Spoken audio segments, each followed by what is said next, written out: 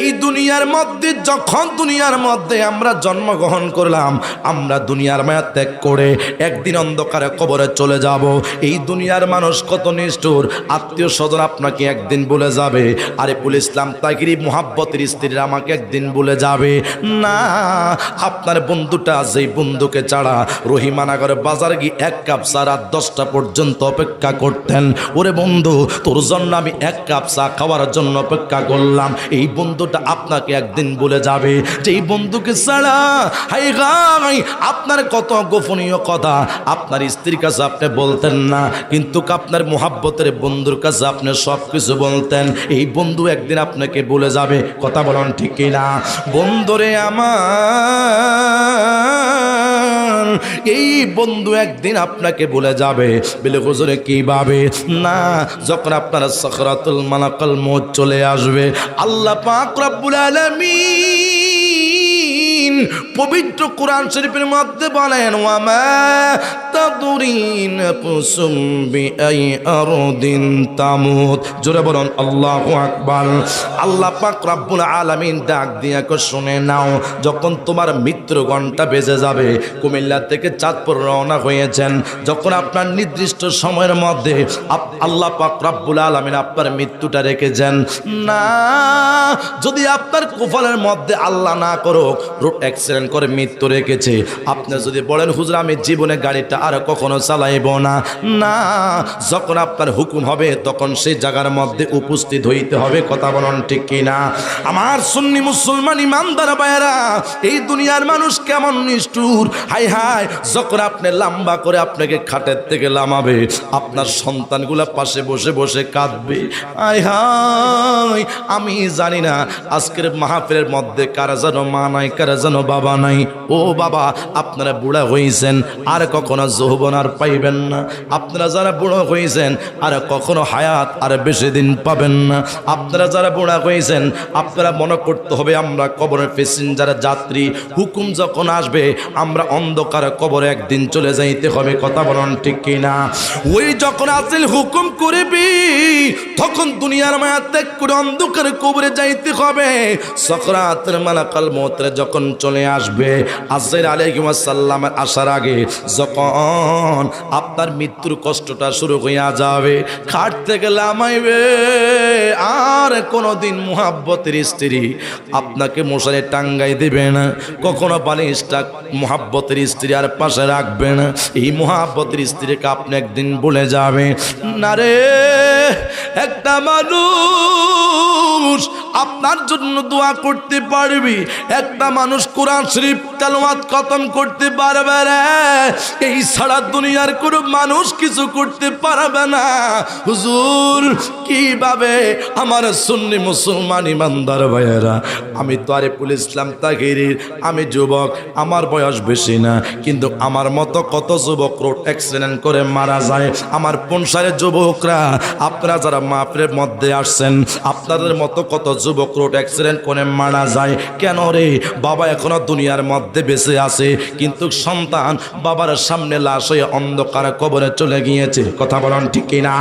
না, যখন খাটের থেকে আপনাকে মাটির বিছানার মধ্যে নামাবে, যখন আপনার নিঃশ্বাসটা এমনভাবে বেড়ে যাবে, তখন সমাজের মানুষ বলবে, আপনার চেহারার দিকে তাকাইয়া থাকবে, আপনার চোখগুলো বড় বড় হইয়া যাবে, আপনার দুইটা হাত আর কোনোদিন আপনার কিছু ধরতে পারবেন না, আপনার দুইটা পা দিয়ে আপনি হেঁটে হেঁটে মসজিদে যাইতেন, আর কখনো মসজিদে যাইতে পারবেন না।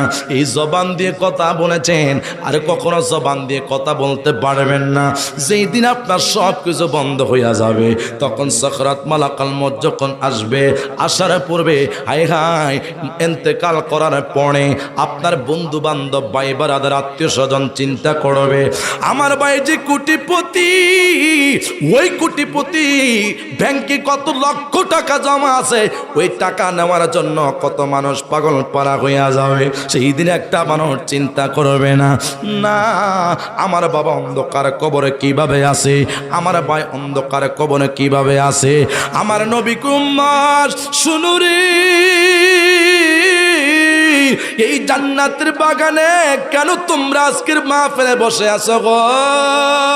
ও রহিমানগরের বাবা, ও কসুয়ার বাবা, আমার সুন্নি মুসলমান ইমানদার ভাইয়েরা, আমার নবীকে উম্মত জানুনি, আমি রাসূল পাক সাল্লাল্লাহু তাআলা আলাইহি ওয়াসাল্লাম কি কোন উম্মত যদি মুহাব্বত করে ভালোবেসে যদি অন্ধকারে কবরে যাইতে পারে, আহাবাব তো মুত্তাফাকুন আলাইহি, আমি রাসূল কথা দিলাম সমস্ত মানুষ যেদিন তোমার পর হইয়া যাবে, ইন্তেকাল করার পরে কুল্লু নাফসিন যায়িকাতুল মাউত, এই দুনিয়ার সমস্ত মানুষ মৃত্যুর স্বরূপ গ্রহণ করতে হবে।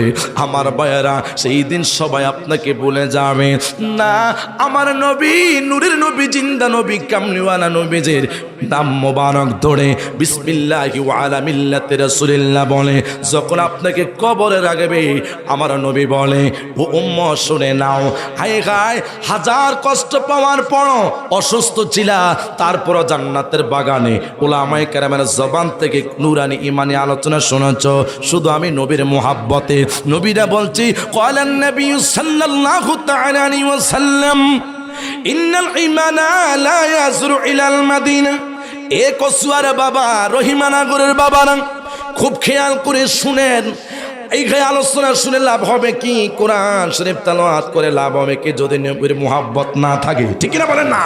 আমার নবীরা বলছি ক্বালান নবী সাল্লাল্লাহু তাআলা আলাইহি ওয়াসাল্লাম ইন্নাল ঈমানা লা ইয়াজরু ইলাল মাদিনা, তোর দেহটা থাকবে মাহফিলে, মন থাকবে সোনার মদিনা। আমার নবী কয় যার দেহ ছিল বাংলার জমিনে, মন ছিল মদিনায়, না তোর যদি ইন্তেকাল ওই রাতের মধ্যে হয়ে যায়, নবী কথা দিলাম সমস্ত মানুষ তোর জন্য বিপক্ষে কথা বলবে, সব তোর পর হয়ে যাবে। আমি রাসূল কথা দিলাম ওই উম্মতকে আমি রাসূল চিনে চিনে জান্নাতে নিয়ে যাব। আর একটু জবান করে বলুন আল্লাহু আকবার।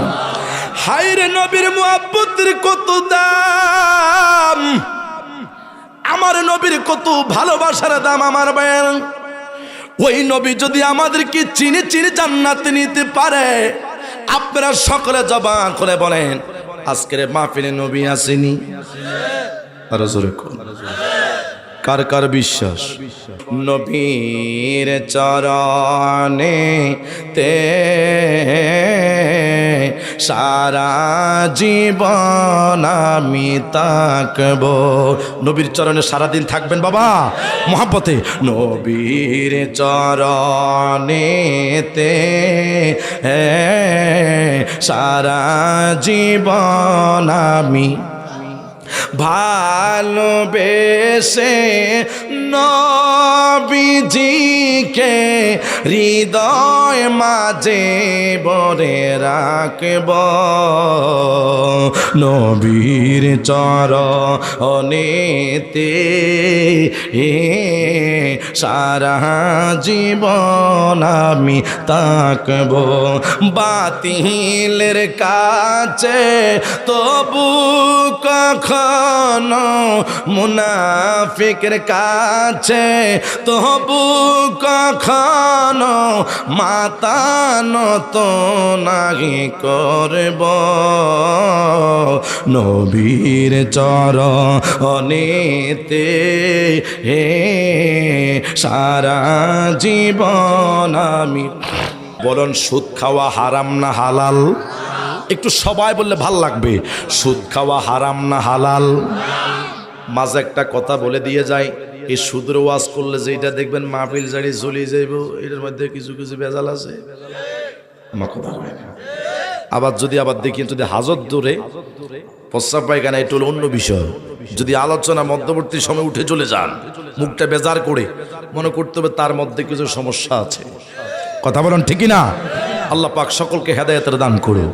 আর জন্য আমিন। প্রিয় ভাইয়েরা আমার, সুন্নি মুসলমান ইমানদার ভাইয়েরা, হায় হায় সুদ খাওয়া হারাম, সুদ খাওয়া হালাল নয়। গীবত করা হারাম, গীবত করা এটা সওয়াবের কাজ নয়। আমার রাসূল পাক সাল্লাল্লাহু তাআলা আলাইহি ওয়াসাল্লাম বলে, শুনে নাও, যখন দেখবা কোরআনের তাফসীর মানুষ থেকে ভালো লাগবে না, তখন কি হবে? আল্লাহ রাসূল সাল্লাল্লাহু তাআলা আলাইহি ওয়াসাল্লাম বলে, তখন মানুষের উপর তিনটা বালা হবে। হুজুর, সাহাবীরা প্রশ্ন করল, ইয়া রাসূলুল্লাহ, নবী গো, এই দুনিয়ার মধ্যে উলামায়ে কেরামের কথা, আলেমদের কথা যদি মানুষ না শুনে, তিনটা বালা মুসিবত কি হবে? আপনি রাসূল বলেন না, আল্লাহর হাবিব সাল্লাল্লাহু তাআলা আলাইহি ওয়াসাল্লাম বলে, এক নম্বরে মুসিবত হয়েছে, মানুষ লক্ষ লক্ষ টাকা পয়সা ইনকাম করবে, কিন্তু টাকা পয়সার মধ্যে বরকত থাকবে না। কথা বলুন ঠিক কিনা? মানুষ কোটি কোটি টাকা পয়সা ইনকাম করবে, আল্লাহ পাক রহমত বরকত সব কিছু উঠাইয়া নিয়ে যাবে। দুই নম্বর হলো আমার সুন্নি মুসলমান ইমানদার ভাইয়েরা, আল্লাহর হাবিব সাল্লাল্লাহু তাআলা আলাইহি ওয়াসাল্লাম বলে, দুই নম্বর কি জানো নি? আই গায় ওয়া আখিরাল্লাহু যুলুমাতিন জালেমান, জালেমদের হাতে ক্ষমতা থাকবে, যারা নামাজ পড়বে না, যারা রোজা রাখবে না, যারা হজ করবে না, যারা মানুষদেরকে হেদায়েতমূলক কথা বলবে না, যারা তাস খেলবে, যারা জুয়া খেলবে, যারা মদ পান করবে, তাদের হাতে ক্ষমতা থাকবে। আপনারা সকলে জবান করে বলুন, এই চারিত্রিক সমাজের মধ্যে আছে না নাই? আর একটু জবান খোলা বলুন, আছে না নাই? না, আমার নবী বলেছেন জালেমদের হাতে ক্ষমতা থাকবি। যখন তাফসীরুল কুরআন মাহফিল থেকে মানুষ দূরে চলে যাবে, তখন মানুষের এই বালা মুসিবতগুলা তোমাদের সামনে আল্লাহ পাক রব্বুল আলামিন দিবে, অথচ দেখেন আমরা সেগুলা শাস্তি পাচ্ছি। বলে হুজুর তিন নাম্বার কি? তিন নাম্বার হলো বল ঈমান বিগাইরিল হিসাব। মানুষ কখনো ঈমান নিয়ে মৃত্যুবরণ করতে পারবে না। আমার পনসার বাবারা, আপনারা সকলে জবান খুলে বলুন, আমাদের প্রত্যেকের মৃত্যু আছে না নাই? আর একটু জবান খুলে বলুন, মৃত্যু আছে না নাই? না রে। তাহলে রাসূল পাক সাল্লাল্লাহু আলাইহি ওয়াসাল্লাম বলছেন, এই তিনটা আযাবের সম্মুখীন মানুষ হবে। মানুষ যখন ওলামায়ে কেরাম থেকে দূরে চলে যাবে, তাফসীরুল কোরআন মাহফিল মানুষ থেকে পছন্দ লাগবে না, ভালো লাগবে না। আজকে দেখেন এই পুনসাইরে মসজিদ নয়, আপনাদের পার্শ্ববর্তী এলাকা তো মাহফিল হয় না ভাই? প্রত্যেক দিন মাহফিল, এত কষ্ট করে আপনারা আয়োজক যারা আছেন মাহফিলের আঞ্জাম দিচ্ছেন, কষ্ট করে দিন না রাত নাই পরিশ্রম করে যাচ্ছেন, কিন্তু এটা একটা আমাদের ব্যর্থতা। একটা মানুষ হেদায়েত নাই। কিরে ভাই, সুদের বিপক্ষে কথা বলি, সুদ খাওয়া হারাম, মানুষ যে আরো বেশি বেশি করে সুদ খায়। কথা বলেন ঠিক না? কিন্তু নামাজ না পড়লে জাহান্নামী গুনাহগার, কিন্তু মানুষ নামাজ পড়তে চায় না। আরে মানুষের গীবত বন্ধ করো, গীবত গাওয়া হারাম, গুনার কাজ। আল গীবাতু আশাদ্দু মিনাল জিনা। কথা বলেন ঠিক না? কিন্তু মানুষ বেশি বেশি করে গীবত চড়াচ্ছে। আজকে সমাজের মুরব্বীদের মানুষকে সম্মান দেয় না, যুবকরা মুরব্বীদেরকে ইজ্জত করতে চায় না। কথা কয়েন ঠিক না? বলেন না, মুরব্বীদেরকে যুবকরা মোহাব্বত ভালোবাসা করতে চায় না। চার দোকানে যুবকরা বসে থাকে, মুরব্বীরা যখন যায় মুরব্বীদেরকে বসার জন্য সেই সম্মান জায়গা করে দেয় না। আজ থেকে 15-20 বছর আগে, 10 বছর আগে আমরা দেখেছি যে মুরব্বীদেরকে যদি আমরা রাস্তাঘাটে দেখতাম, দোকান তো থাকে দূরের কথা, 14 গজ দূরে থাকতাম। কথা বলেন ঠিকই না? এটা একটা সম্মান, এটা একটা ইজ্জত। এই জন্য তিনটা আযাবের সম্মুখীন আজকে মানুষ হচ্ছে ভাই। এত লক্ষ লক্ষ টাকা পয়সা ইনকাম করেন, আপনার ঘরের মধ্যে রুজি রোজগারের কোনো বরকত নাই। ঠিক না? বলেন না? কিন্তু আজকে দেখেন জালেমরা বিচার করছে। আপনি কার কাছে বিচারের জন্য যাবেন? হুজুর, সে আমার হক মেরে খেয়েছে। একজন বিচারকের কাছে গিয়েছেন, সে আমার হক মেরে মেরে খেয়েছে। এখন কার কাছে আপনি বিচার করতে যাবেন? যার কাছে গিয়েছেন সে তো একজন এক নাম্বার হয়েছে বড়। কথা কোন ঠিকই না? সে এক নম্বর জালেম, সে একজন মানুষের সুদের টাকা এবং মানুষের ঘুষের টাকা মেরে মেরে খায়। কথা বলেন ঠিকই না? তোর কাছে আপনি জালেমের কাছে যে যাচ্ছেন, আপনি বিচার কার কাছে পাবেন? এই জন্য রাসূল বলেছেন 3 নাম্বার গজব হলো মানুষ মৃত্যুবরণ করবে, ঈমান নিয়ে মৃত্যুবরণ করতে পারবে। আর জোরে বলুন, ঈমান নিয়ে মৃত্যুবরণ করতে পারবে না। তাহলে ঈমান নিয়ে মৃত্যুবরণ করতে হলে আমাদের আখলাক, আমাদের চরিত্র সুন্দর করতে হবে। কথা বলুন ঠিকই না? আর ওয়াজ তো সারা রাত শুনবেন, নবী রাসূলদের জীবনে শুনবেন, শান শুনবেন, জিকির শুনবেন, সব কিছু আপনাদের ঠিক আছে, কিন্তু আপনাদের মাথার মধ্যে পাগড়ি আছে, মাথার মধ্যে টুপি আছে, কিন্তু আপনাদের চরিত্র ঠিক নাই। ঠিক কিনা বলেন না? আপনাদের পরিবর্তন অনেক কিছু হয় নাই। আপনাদের সুন্দর দাঁড়িয়ে আছে, কিন্তু আপনাদের অনেক কিছু এখনো পরিবর্তন করার অনেক কিছু রয়েছে। প্রিয় ভাইয়ের আমার, আসুন এই জিনিসগুলো যদি আমাদের থেকে পরিবর্তন হয়, আমাদের রাষ্ট্র সুন্দর হবে, দেশ সুন্দর হবে, সমাজ সুন্দর হবে। কথা বলুন ঠিক না? আপনাদের দৃষ্টি আকর্ষণ করে বলবো, আলেমদেরকে মোহাব্বত করব। আল্লাহ পাক পবিত্র কোরআন শরীফের মধ্যে বলেছেন, ইন্নামা ইয়াখশাল্লাহা মিন ইবাদিহিল উলামা, নিশ্চয় বান্দাদের হতে উলামায়ে কেরামরা আমি আল্লাহকে বেশি ভয় করে। জোরে বলুন না সুবহানাল্লাহ। তাহলে আলেমদের কথা আমরা কেন শুনবো না? তাফসীরুল কোরআন মাহফিল কেন শুনবো না? আজকে সমাজের মানুষ পথভ্রষ্ট, এই জন্যে মাহফিলে আলোচনা শুনতে চায় না। ওই মাহফিল দেয় ওই ছটপটে, যেখানে তালতবেন, মামতবেন, ফুয়াতবেন, সেতু ঘুরে ঘুরে করে। আরে কথা কোন ঠিকই না? তা আলোচনার তাসির কোত্থেকে আসবে আপনারা বলেন? রাসূল বলেছেন, সালাসাতুন হারামাল্লাহু আলাইহিমুল জান্নাহ, 5 ওয়াক্ত নামাজ পড়ো, রোজা রাখো, হজ করো, যাহা কিছু ইবাদত করো। উম্মত শুনে নাও, তোমরা 3 ব্যক্তি আল্লাহ পাকের জান্নাতে যেতে পারবে না। আমি পুনশের বাবাদের কাছে জানতে চাই, আপনারা সকলে বলুন জান্নাত কয়টা? ওর কথা কয় না। ওয়াজ আজকে আপনারা কইতে হইবে, আমি শুনবো, আমি বলবো, আপনারা শুনবেন। ঠিক না বলেন না? বলুন জান্নাত কয়টা? সবাই বলেন। 1 নাম্বার জান্নাতের নাম কি? সবাই বলেন না। জান্নাতুল ফেরদাউস। এই জান্নাতটা কোথায়? রহিমানগর বাজার, মাইজ বাজার নি কোন কোথায়? জান্নাতি আরবাআতু ওয়া মিন ফাহকিয়া উল আরশ। এটা আরশের নিচে এমন একটি জান্নাত, আল্লাহ পাক 4টি নহর দ্বারা জান্নাতটাকে খাস করেছেন। নবী বলেছেন, ফাইজা সাআলতুল্লাহ জান্নাতুল ফেরদাউস, তোমরা যখন 5 ওয়াক্ত নামাজ পড়বা, আজকে প্রত্যেকটি মানুষের মা বাবা অন্ধকার কবরে, জুমার দিন হুজুর কাছে দোয়া চান, হুজুর আমার মার জন্য দোয়া করবেন, আমি বাঁচতে চাই, আমার জন্য আরো যেন 10 বছর বাঁচতে পারি, সে দোয়া করবেন। অথচ নবী শিখিয়ে দিয়েছেন, উম্মত ফাইজা সাআলতুমুল্লাহ জান্নাতুল ফেরদাউস, আল্লাহ পাকের দরবারে জান্নাত চাও। আর 1 নাম্বার জান্নাত জান্নাতুল ফেরদাউস। মনিবের দরবারে যদি চোখের পানি ছেড়ে ছেড়ে কাঁদতে পারো, আমার আল্লাহ তোর জন্য জান্নাতুল ফেরদাউস ওয়াজিব করে রাখবে। আরেকটু জোরে বলুন না সুবহানাল্লাহ। তাহলে 3 ব্যক্তি সংক্ষিপ্ত আকারে বলছি। 1 নাম্বার ব্যক্তি হলো ওই ব্যক্তি জান্নাতে যেতে পারবে না। এই যে আপনারা তো কষ্ট করে মাহফিল, এই ফলার লাগে 114টা শয়তান যোগ হয়েছে, খবরদার, এটা মাহফিল। আপনাদেরকে অসুবিধা হচ্ছে বাবা? এই কথাগুলা যদি উপস্থাপনা না করে, এই যে মাহফিল করাচ্ছেন, পরিবর্তন যদি না হন, এই মাহফিল করে কোনো কাজ হবে? বলেন আপনারা, কোনো কাজ হবে? তাহলে আমাদের আগে সমাজটাকে সুন্দর করতে হবে। আমি চলে যাব 1-1.5 ঘন্টা বয়ান করে চলে যাব, ওই সকালে দেখবেন 7 দোকানে বসে বসে গিবত শুরু হয়ে যাবে। কি আজকে যে এই ডাইনাতে সিগারেট, বামাতে শুধু চা খাইব। আমার কথা কোন ঠিক না? এক সংগঠনের কিছু আজারিকা ফাটি আছে না, হুজুরকে সমালোচনা 7 দোকানে বসে বসে করে। কত বড় মুনাফিক একজন আলেম! তুই মারা গেলে তোর জানাজার নামাজের ইমামতি করবে, সে আলেমদের সমালোচনা 4 দোকানে বসে বসে করে। কথা বলুন ঠিক না? এই জন্য প্রিয় ভাইরা আমার, আগে সমাজটাকে সুন্দর করুন। আগে নিজের সমাজটাকে সুন্দর করে গড়ার চেষ্টা করুন, তারপরে আপনার জীবনটাকে সুন্দর করুন, তারপরে আল্লাহ পাকের দরবারে রহমতের ছায়া অগণিত পাবেন। 1 নাম্বার হয়েছে সালাসাতুন হারামাল্লাহু আলাইহিমুল জান্নাহ। ওই ব্যক্তি জান্নাতে যেতে পারবে না মদুনিল খামরি, যারা মদ পান করে। বলুন আমাদের সমাজের মধ্যে মদখোর আছে না নাই? আর একটু জবান খুলে আছে না নাই? মদুলিল খামরি, মদখোর কখন আল্লাহ পাকের জান্নাতে যেতে পারবে না। সাহাবীরা প্রশ্ন করেছেন, ইয়া রাসূলুল্লাহ, নামাজ রোজা ঠিক আছে, কিন্তু ওই উম্মত কারা, তারা আল্লাহ পাকের জান্নাতে যেতে পারবে না? এই পৌঁছার মানুষগুলো এত কষ্ট করে জান্নাতের আশা মাহফিলে বসে আছে, আর নবী বলছে দাড়ি টুকবা আজকিন জুব্বা যাহা কিছু আছে, তারপরও জান্নাত হারাম। 2 নাম্বার হয়েছে হকুল ওয়ালিদাইন, পিতামাতার অবাধ্য সন্তান যারা আছে, তারা আল্লাহ পাকের জান্নাতে যেতে পারবে না। আজকে সমাজের মধ্যে এমনও কিছু যুবক আছে, মা বাবার গায়ের মধ্যে হাত তোলে। ঠিক কিনা বলেন না? এই জন্য আপনাদের দৃষ্টি আকর্ষণ করে বলবো, যুবক যারা আছেন, আপনার দৃষ্টি আকর্ষণ করে বলছি, নবী বলেছেন হকুল ওয়ালিদাইন, পিতামাতার অবাধ্য সন্তান জান্নাতে যেতে পারবে না।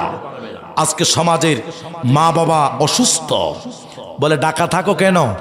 আমার ফোলারে মানুষ করি বললাম আমি ঢাকা শহরে থাকি 10-15 হাজার টাকা ভাড়া দিয়া। তখন এই বড় ভাইয়ের দেখা ছোট ভাইয়ের বউ কমা আমি তো থাকবো না। কিল্লাই তোমার বড় ভাইয়ের বউ ঢাকা শহর চলে গেছে, আমি কি গোলামের মতো চাকরানির মতো কাজ করবো? আমার কথা কোন ঠিকই না? তো এই যে বলে সমাজটাকে নষ্ট করলা, ঘরের মধ্যে রহমত বরকত অশান্তি সৃষ্টি করলা। যেই মা বাবা ফাজালিয়াত দোয়ার খাতিরে তুমি দুনিয়া দেখেছো, আর ওই মা বাবাকে ছেড়ে দিয়ে তোমার স্ত্রীকে নিয়ে গিয়েছো। আহা, সেই মা বাবার মৃত্যুর আগ পর্যন্ত 10 টাকার ওষুধ করে দিতে পারো না।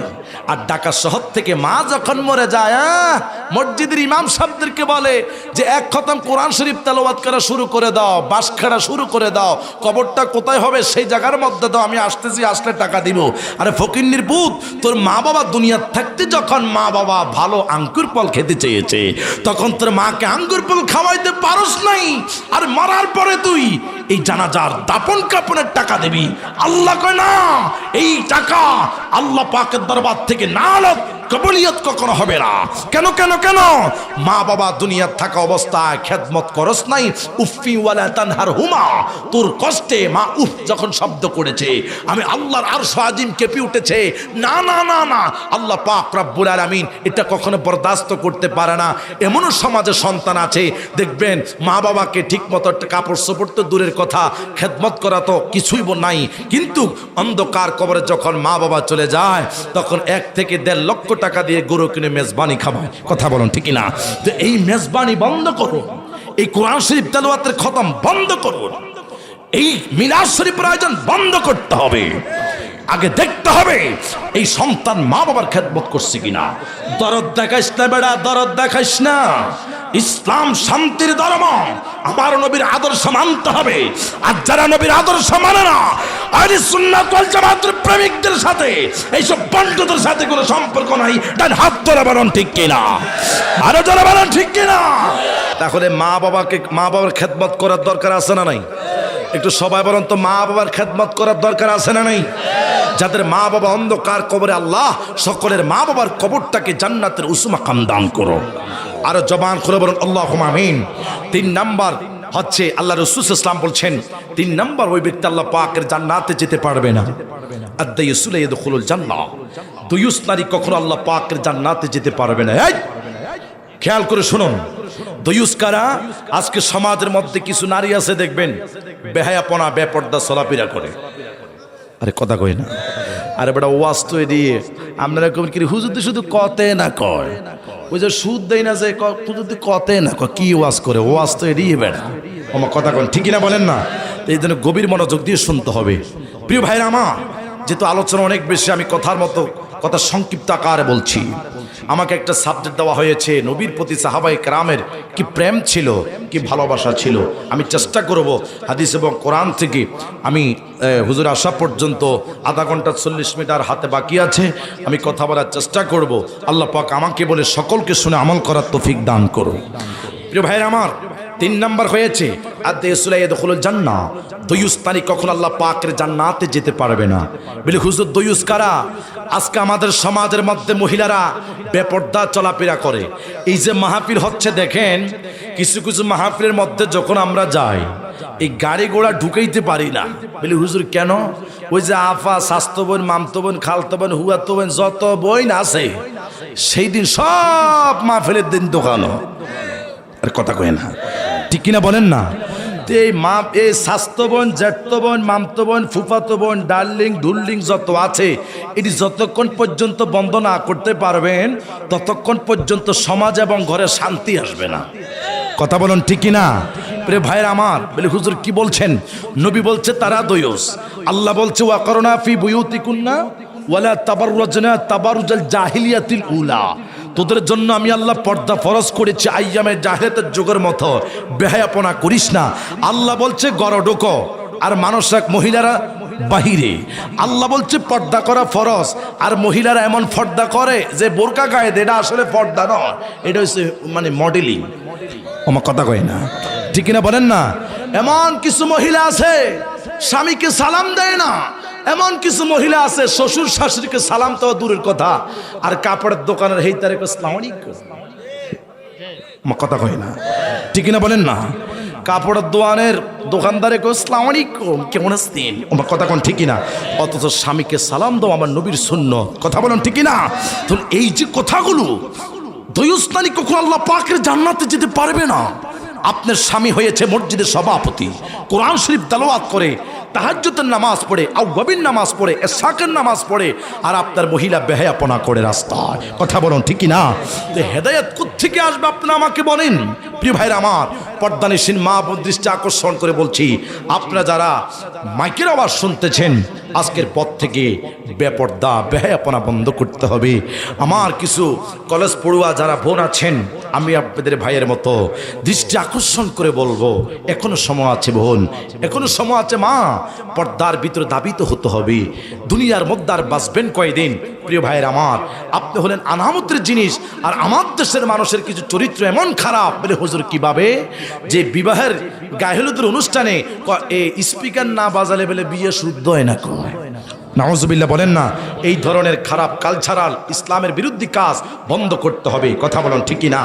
আল্লাহ পাক আমাদের সকলকে এই খারাপ কাজ, অশ্লীলতা খারাপ কাজ থেকে আমাদের জান মাল ইমান আল্লাহ হেফাজত করুন।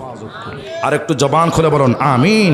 আমার নবীকে সাহাবীরা কত ভালোবাসতেন, আমার নবীকে সাহাবীরা কত মোহাব্বত করতেন, ভালোবাসতেন। কিন্তু সাহাবায়ে কেরামের মধ্যে জলিল কদর সাহাবী চারজন, অন্যতম চারজন সাহাবী ছিলেন। হযরত আবু বকর সিদ্দিক, হযরত ওমর, হযরত ওসমান, হযরত আলী। জোরে বলুন না সুবহানাল্লাহ। আরে কোন আলীর কথা বলছি? খাতুর জান্নাত ফাতেমাতুজ জোহরা রাদিয়াল্লাহু তাআলা আনহার স্বামী হযরত আলী, ইমাম হাসান ইমাম হুসাইনের বাবা, যার নাম হয়েছে হযরত আলী, কথা বলুন ঠিক না? সে আলী কাররামাল্লাহু ওয়াজহুল কারীম, হযরত আলী রাদিয়াল্লাহু তাআলা আনহুর কি পাওয়ার ছিল, কি হিকমত ছিল, যার জন্ম হয়েছে খানে কাবার ভিতরে। ইসলামের ইতিহাসে কোন সাহাবাই জন্ম খানে কাবার ভিতর হয় নাই, একজন সাহাবীর জন্ম হয়েছে খানে কাবার ভিতরে, যার নাম হয়েছে হযরত আলী রাদিয়াল্লাহু তাআলা। আর একটু জোরে বলেন না? যার উপাধি দিয়েছে আনা মদিনাতুল ইলমি ওয়ালিয়ুন বাবুহা। আমার নবী বলেছে আমি হলাম এলেমের শহর, আর সেই শহরের দরজা হয়েছে হযরত আলী। জোরে বলুন না সুবহানাল্লাহ। আরে কোন আলী? যে হযরত আলী রাসূল পাক সাল্লাল্লাহু তাআলা আলাইহি ওয়াসাল্লামের গর্দান মোবারকে উঠেছে। কোন সাহাবী আমার নবীজির গর্দান মোবারক উঠতে পারে নাই। বলে হুজুর কিভাবে? আমার নবী তো নবী, নবীবুল ইমামুল আম্বিয়া, ইমামুল মুরসালিন, খাতামুন নবীন, শফিউল মুজনাবিন। জোরে বলুন না সুবহানাল্লাহ। বন্ধুরে আমার সুন্নি মুসলমান ইমানদার ভাইয়েরা, আল্লাহর হাবিব সাল্লাল্লাহু তাআলা আলাইহি ওয়াসাল্লাম সাহাবী হযরত আলী রাদিয়াল্লাহু তাআলা আনহু। আমি শুধু আলীর জীবনের থেকে নবীর মহাব্বতের একটু কথা বলে বিদায় করব। আমার ভাইয়েরা বন্ধুরা বাবারা, হযরত আলী এখনো জন্মগ্রহণ করেন নাই, তিনি খানে কাবার ভিতরে জন্মগ্রহণ করেছে।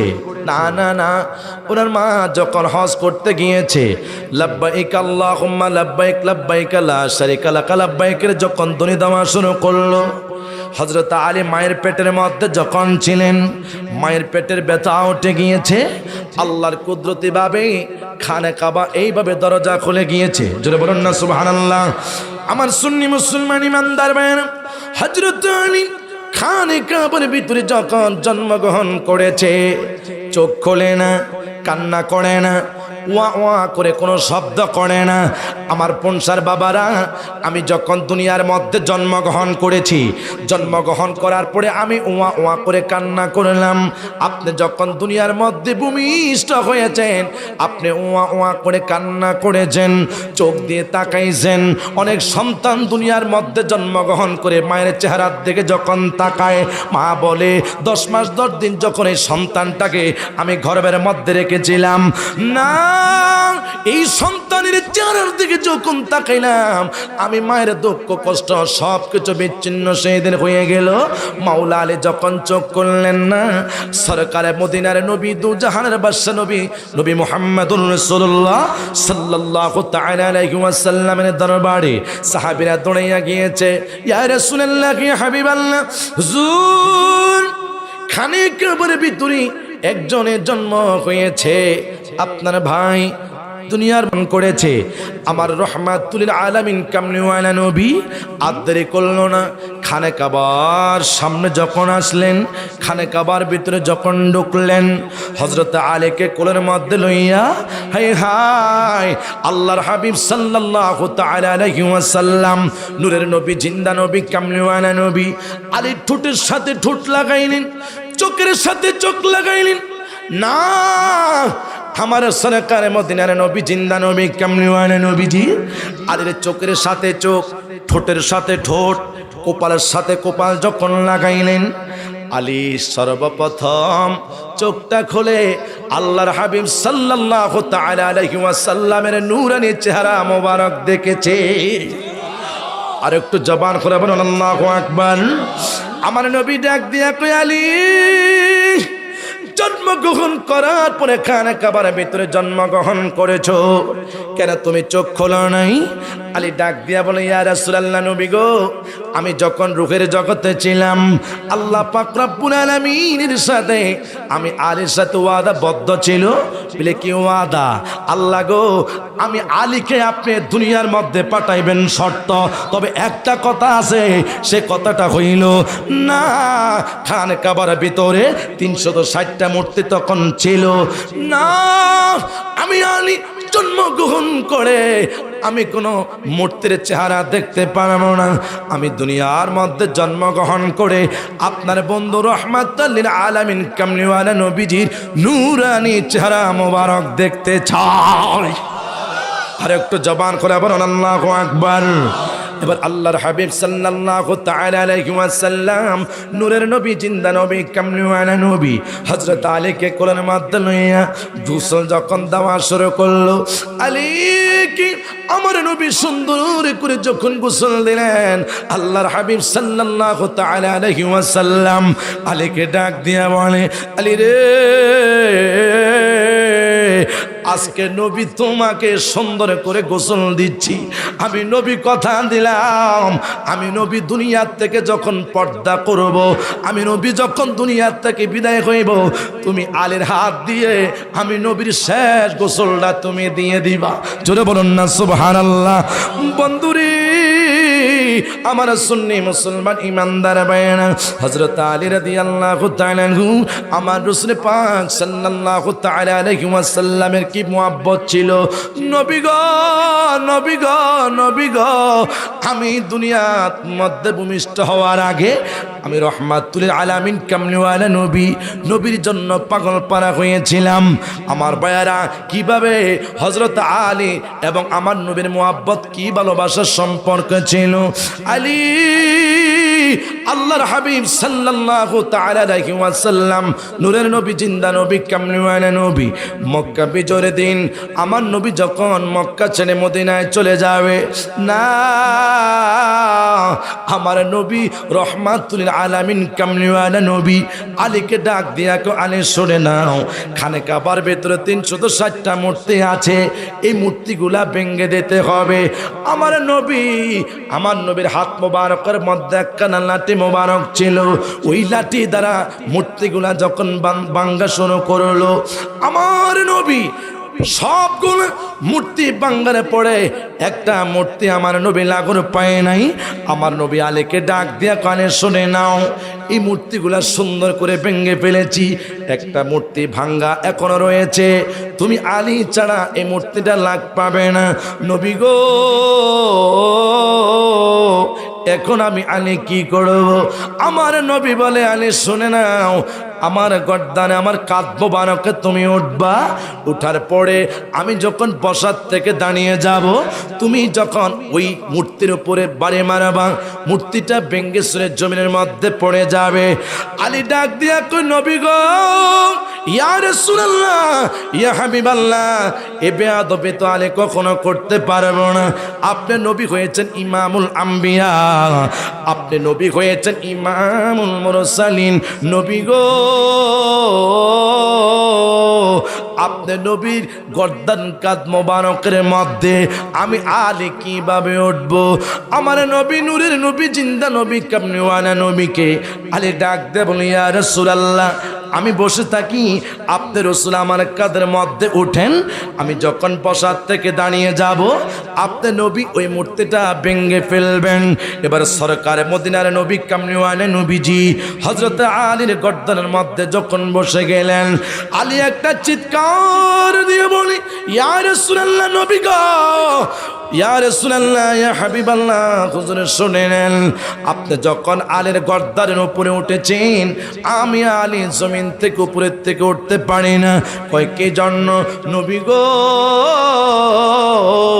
ইয়া রাসূলুল্লাহ, আপনি যখন আমার গর্দানের উপরে বসলেন, আমি আকাশের সবগুলো স্তর দেখতে পাইতেছি। ইয়া রাসূলুল্লাহ, ইয়া হাবিবাল্লাহ, নবী গো, আমি তো উপরের দিকে উঠতে পারতেছি না। আমার নবী কয়, আল বালায়াতু জিল্লুন নবুওয়া, এ আলী, তুমি কইলা নবুয়ত, তুমি কইলা বালায়াত, আমি কইলাম নবুয়ত। বালায়াতের পাওয়ার থেকে নবুয়তের পাওয়ার অনেক বেশি। জোরে বলুন না সুবহানাল্লাহ। তুমি কইলা বালায়াত, আমি কইলাম নবুয়ত। আল বালায়াতু জিল্লুন নবুওয়া, আমি যখন দুনিয়া থেকে অন্ধকার কবরে চলে যাব, আমি যখন দুনিয়া থেকে পর্দা করব, আমি নবী যখন দুনিয়া থেকে চলে যাব, নবুয়তের তালা বন্ধ হয়ে যাবে, বেলায়েতের দরজা কিয়ামত পর্যন্ত খোলা থাকবে। আলী, হ্যাঁ আলী, তুমি কইলা বেলায়েত, তোমার থেকে বেলায়েতের পাওয়া হইতে হইতে কিয়ামত পর্যন্ত বেলায়েতের খাজনা জারি থাকবে। জোরে বলুন আল্লাহু আকবার। এবার আলী কি করলেন? আল্লাহর হাবিব সাল্লাল্লাহু তাআলা আলাইহি ওয়াসাল্লাম কামলিওয়ালা নবীকে বলে, নবী গো, নবী গো, ও নবী, আমি উপরের দিকে উঠতে পারতেছি না। আমার নবী কয়, কখনো পারবা না, নবুয়ত তোমার গর্দানের উপরে বসে আছে। এবার চিন্তা করো নবুয়তের ওজন কতটুক। আলী কি করলেন? ইয়া রাসূলুল্লাহ, কি হাবিবাল্লাহ, কি করব? আলী কি আমার নবী হুকুম দিলেন, হে আলী শুনে নাও, আমি নবীর গর্দানের উপরে ওঠো। আমার নবীর গর্দান মুবারকের উপরে যখন আটি উঠলেন, আলী উঠার পরে ওই মূর্তিটা ভেঙে চুরমার করে দিয়েছে। জোরে বলুন আল্লাহু আকবার। আমার ভাইয়েরা, বন্ধুরা, বাবারা, সাহাবায়ে কেরামের কেমন মুহাব্বত, কেমন ভালোবাসা না! এই জন্য পনসার বাবা, প্রেমিক যদি হতে হয় সিদ্দিক আকবরের মতো প্রেমিক হইতে হবে। প্রেমিক যদি হইতে হয় হযরত ওমর ফারুকের মতো প্রেমিক হইতে হবে। প্রেমিক যদি হতে হয় হযরত আলীর মতো প্রেমিক হইতে হবে। ইয়া রাসূলুল্লাহ, ইয়া হাবিবাল্লাহ, নবী গো, ও রাসূল, আপনাকে জানার চাইতে ভালোবাসি। কিভাবে? আমার ভাইরা, বন্ধুরা, বাবারা, প্রত্যেকটি সাহাবায়ে কেরাম নবীকে দেখে তারা আফজলের বাশার বাদাল আম্বিয়া হয়েছে। নবীকে যারা দেখেছেন তারা সাহাবী হয়েছেন।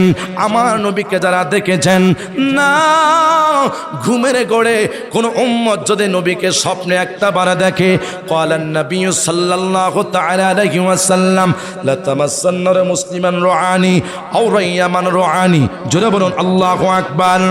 আমার নবী কোন উম্মত যদি আমি রাসূল পাক সাল্লাল্লাহু তাআলা আলাইহি ওয়াসাল্লামকে ঘুমের ঘরে একটা বার স্বপ্নে দেখে রে, আমি নবী কথা দিলাম, আমি নবী যদি ওই উম্মতকে স্বপ্নে দেখি, তার জন্য আল্লাহ পাকের 7টা জাহান্নামের আগুন হারাম। জোরে বলুন আল্লাহু আকবার। আমার ভাইয়েরা, বন্ধুরা, বাবারা, সাহাবীরা নবীকে দেখেছে, তারা জান্নাতের সার্টিফিকেট পেয়েছে। সাহাবীরা নবীকে দেখেছে, আল্লাহর হাবিব সাল্লাল্লাহু তাআলা আলাইহি ওয়াসাল্লামকে মুহাব্বত করেছে। বলে হুজুর কি মুহাব্বত করে জান্নাত পেয়েছে? এক সাহাবী ডাক দিয়ে বলে, ইয়া রাসূলুল্লাহ, নবী গো, আপনি নবীকে প্রশ্ন করি, হুজুর কিয়ামত কখন হবে? আল্লাহর হাবিব সাল্লাল্লাহু আলাইহি ওয়াসাল্লাম ডাক দিয়া কই, কিয়ামতের জন্য তুমি কি প্রস্তুতি নিয়েছো? ওয়ালাম আ'আদাতু লাকা মিন কাসির, কিয়ামতের জন্য কি তুমি কি রেডি করেছো? ইয়া রাসূলুল্লাহ, নবী গো, ও নূরের নবী, জিন্দা নবী, হায়াতুন নবী, কাবলিওয়ালা নবী, গরিব মানুষ, মিন সালাতিন ওয়ালা সাওমিন ওয়ালা সাদাকাতিন, নামাজ রোজা দান সদকা আমার প্রস্তুতে কিছু নাই, ওয়ালাকিন্নি, আমার অন্তরের মধ্যে এমন একটা প্রেম, এমন একটা ভালোবাসা আছে, উহিব্বুল্লাহ ওয়া রাসূলাহু, আমি জানের চাইতে আল্লাহর হাবিবকে অধিক প্রিয় ভালোবাসি। জোরে বলুন সুবহানাল্লাহ। মদিনা মদিনা আশিক মুমিনের ঠিকানা, বলেন মদিনা মদিনা আশিক ওরে দিদার চেয়ে কাঁদো তোমরা, দিদার চেয়ে কাঁদো তোমরা, হও না নবীর দিওয়ানা, মদিনা মদিনা। আপনারা কি গজলটা বলতে পারেন না? অসুবিধা হচ্ছে? জবান খুলে বলেন মদিনা মদিনা আশিক মুমিনের ঠিকানা, বলেন দিদার চেয়ে কাঁদো তোমরা, দিদার হও না নবীর দিওয়ানা, মদিনা।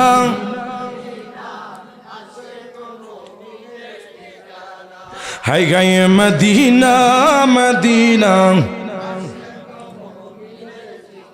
নবীর শ্রেষ্ঠ সাহাবী হযরত আবু বকর সিদ্দিকী, আরে ভালোবেসে শুইল পাশে, ভালোবেসে শুইল পাশে, যায়া দেখা মদিনা মদিনা মদিনা আশিক